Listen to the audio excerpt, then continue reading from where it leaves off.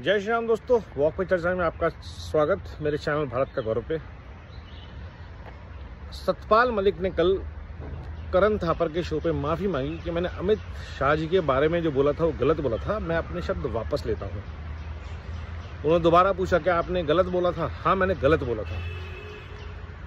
ये पहला वाकया नहीं है जहाँ एक व्यक्ति ने अपने झूठे बयान पर पॉलिटिशियन ने माफ़ी मांगी है।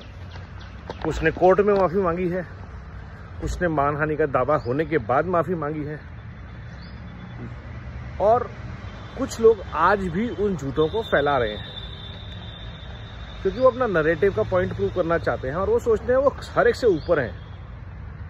तो आज वक्त है कि ऐसे जितने भी लोग, ऐसे जितने भी लाल जिहादी हैं जो कम्युनिज्म और जिहाद फैलाने के नाम पर झूठ की फैक्ट्रियां चला रहे हैं। नर्मदा डैम अगर बन गया तो गरीबों के घर डूब जाएंगे, संकट हो जाएगा, लाखों लोग बेघर हो जाएंगे।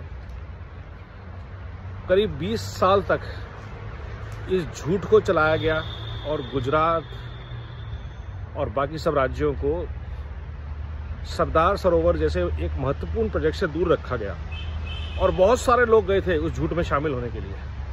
सेलिब्रिटीज, मेधा पाटेकर से लेकर आमिर खान तक। किसान कानून अगर आ गए तो किसानों से जमीनें छीन के अडानी को दे दी जाएंगी, और आज नतीजा क्या है? किसान को प्रगति का पाठ नहीं बनने दिया जा रहा क्योंकि यूनियंस चाहती हैं कि कंट्रोल उनके पास रहे।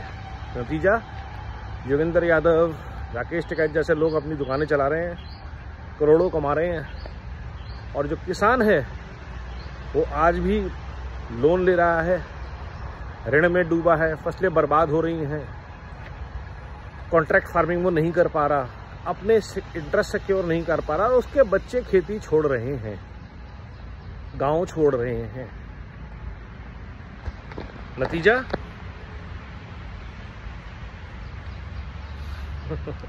आप सबके सामने है। और ऐसे कई झूठ, राफेल हमें नहीं लेने चाहिए, राफेल घोटाला है, S-400 घोटाला है, भारत को इजराइल के साथ नहीं खोना चाहिए।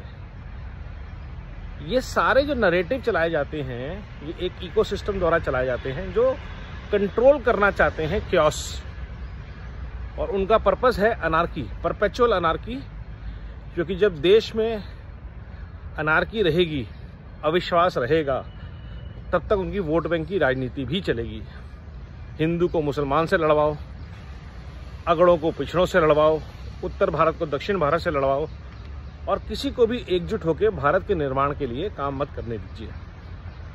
और आपको अब समझ में आएगा कि ऑपरेशन सिंदूर जो था वो फटाफट खत्म क्यों किया गया। क्योंकि चाहत सबकी ये थी कि किसी तरह एक लड़ाई शुरू हो जाए जो चलती रहे, और प्रगति का जो पथ है, प्रगति का जो मार्ग भारत ने चुना है, वो धीमे पड़ जाए, उससे भारत भटक जाए। और ये हुआ नहीं। भारत और मजबूत तरीके से उस मार्ग पे वापस आया, और मोदी जी के नेतृत्व में उनकी पूरी टीम वापस काम में लग गई, और देश की सुरक्षा का जिम्मा पूरी तरह से सेना को और भारतीय सुरक्षा की अन्य टीमों को सौंप दिया गया। और ये है focus. Back to inauguration of railway stations, infrastructure projects, health care facilities, back to engaging with people, back to normal life in such a quick manner. जहां तक पे आज भी रशिया यूक्रेन लड़ रहा है, आज भी इजराइल और हमास की युद्ध चालू है, वहाँ पे डोनाल्ड ट्रंप की नहीं चल पाई। डोनाल्ड ट्रंप की कहाँ चल पाई? इंडिया में। रशिया यूक्रेन को फर्क नहीं पड़ता, और ट्रेड बंद कर देंगे, आदमी कर देगा। तो ये जो लाल जिहादियों द्वारा झूठ फैलाया जा रहा है, डीप स्टेट के एक्टर्स द्वारा ये झूठ फैलाया जा रहा है, इससे हमको बचना है। और मैं बार बार बोलता हूँ, देश को विश्वास रखना है कि भारत सही मार्ग पर है। भारतीयों का जीवन बेहतर बनाने के लिए सरकार, विशेषतः मोदी जी और उनकी टीम प्रयासरत है। और जहां भी आपको कुछ गलत दिखता है, जो देश के निर्माण में भारतीयों के लिए बाधक है, उसके खिलाफ आवाज़ उठाएं। कोई डरने की ज़रूरत नहीं है, कोई चिंता का विषय नहीं है। बेखौफ होकर आवाज़ उठाएं। जब तक आप आवाज़ नहीं उठाएंगे, सरकार के कानों तक बात नहीं पहुंचेगी। ऑल इज़ वेल के नारे लगते रहेंगे, लेकिन गद्दारी नहीं करें। देश को कमज़ोर करने के लिए नहीं, देश को बेहतर करने के लिए आवाज़ उठाएं। देश को बांटने के लिए नहीं, देश को जोड़ने के लिए आवाज़ उठाएं।